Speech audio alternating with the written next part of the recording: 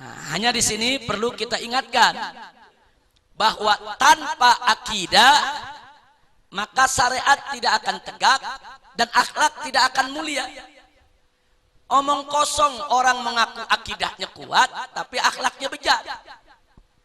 Omong kosong orang mengaku wah akidahnya sudah mumpuni, mapan, bagus, pembela akidah, penegak akidah, tapi syariatnya nggak jalan, akhlaknya tidak mulia. Omong kosong. Karena di mana akidah kuat pasti syariat jalan, dan manakala syariat jalan pasti melahirkan akhlak yang mulia. Nah, itu peranan akidah dan hubungannya dengan syariat dan akhlak. Begitu juga sebaliknya, tanpa syariat, saudara, maka jangan mimpi akidah itu akan kokoh. Nggak bisa akidah kokoh itu tanpa syariat. Makanya kalau Allah memerintahkan kita puasa umpamanya, di akhir ayat apa Allah nyatakan? La'allakum tattaqun. Kalian ini diwajibkan puasa supaya kenapa? La'allakum tattaqun, supaya kalian bertakwa. Jadi kenapa kita puasa? Supaya akidah kita makin kuat. Kenapa kita sholat? Supaya akidah kita makin mantap. Kenapa kita melaksanakan segala kewajiban? Supaya akidah kita kokoh. Jadi jangan mimpi akidah kuat kalau syariat nggak tegak. Nggak ada itu orang yang nggak sholat akidahnya kuat, omong kosong. Yang nggak puasa Ramadan akidahnya kuat, omong kosong. Jadi kalau akidahnya kuat, ya syariatnya tegak. Jadi syariat itu cerminan. Kalau soal akidah kita nggak bisa lihat, karena soal keyakinan kita nggak bisa intip. Tapi kalau soal syariat kelihatan sama mata, dia sholat apa enggak, dia puasa apa enggak, dia zakat apa enggak, bagaimana dia punya yaitu kewajiban-kewajiban agamanya dijalankan atau tidak, kelihatan mata, bisa terdeteksi. Begitu kita deteksi ternyata syariat tidak jalan, maka itu berarti menjadi indikator kuat bahwa akidahnya rapuh, akidahnya lemah. Nah, begitu juga akhlak tanpa syariat.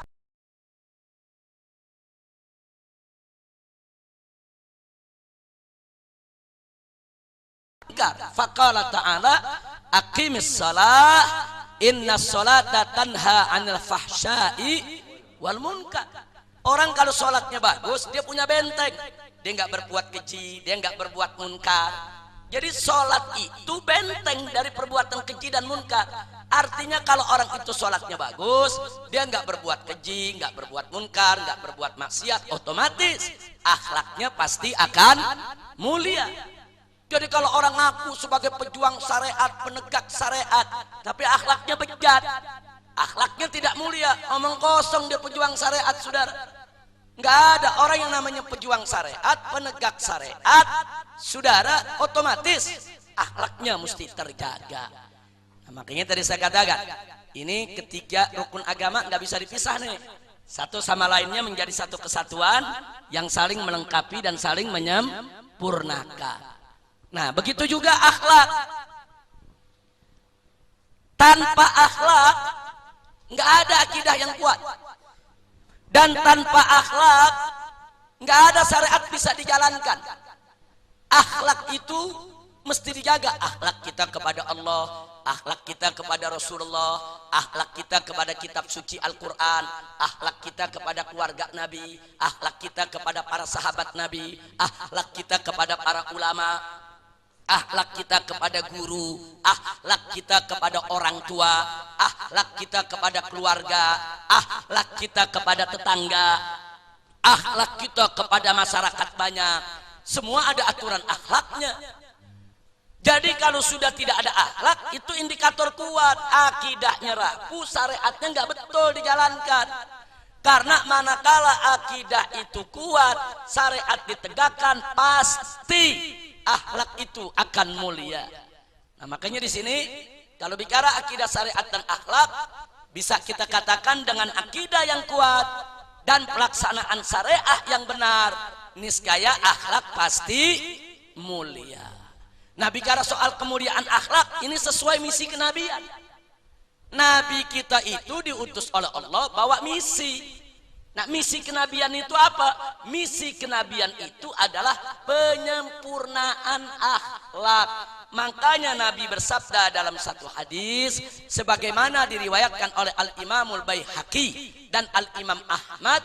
Imam Baihaqi dalam kitab Sunan Kubra'nya, Imam Ahmad dalam kitab Musnadnya, saudara, di mana Nabi mengatakan faqala Nabi sallallahu alaihi wasallam atau kama qala Nabi sallallahu alaihi wasallam, innama bu'ithu liutammima makarimal akhlak. Sesungguhnya aku ini diutus hanya untuk menyempurnakan kemuliaan akhlak. Nah, makanya tadi sudah kita katakan, kenapa kita, saudara, kenapa kita tidak boleh mempersekutukan Allah supaya akhlak kita mulia. Kenapa kita tidak boleh mempraktekkan perdukunan supaya akhlak kita mulia. Kenapa kita tidak boleh mempelajari ilmu sihir apalagi menggunakannya supaya akhlak kita mulia. Kenapa kita sholat 5 waktu supaya akhlak kita mulia. Kenapa puasa Ramadan supaya akhlak mulia. Kenapa bayar zakat supaya akhlak mulia. Kenapa diwajibkan bikin haji supaya akhlak mulia. Kenapa tidak boleh berzina, tidak boleh makan riba, tidak boleh mencuri, tidak boleh korupsi, tidak boleh menganiaya, tidak boleh menzalimi, tidak boleh membunuh, tidak boleh melacur, tidak boleh berjudi, tidak boleh melakukan aneka ragam kemunkaran. Intinya supaya akhlak kita mulia. Itu akhlak, saudara. Jadi jangan mimpi orang yang suka judi ngaku akhlak mulia. Dari mana datangnya? Orang mabok-mabokan ngaku akhlaknya mulia. Nggak ada, saudara. Nggak ada. Jadi akhlak yang mulia itu adalah, saudara, bagaimana seseorang itu bersikap, bertindak dan berbuat sesuai aturan Allah dan Rasulnya. Jadi jangan diartikan, oh kalau orang sudah tutur sapanya santun, nah itu akhlaknya pasti mulia. Belum tentu. Ada orang tutur sapanya santun, pakaiannya sopan, dia ngomong saudara-saudaraku, ayo mari kita saling cinta, kita saling menghormati. Saudara-saudaraku, tahukah Anda laki dengan laki kawin itu tidak apa-apa? Saya mau tanya, ucapannya lembut gak? Ramah gak? Santun gak? Tapi saya mau tanya, ngawur gak? Apa itu akhlak?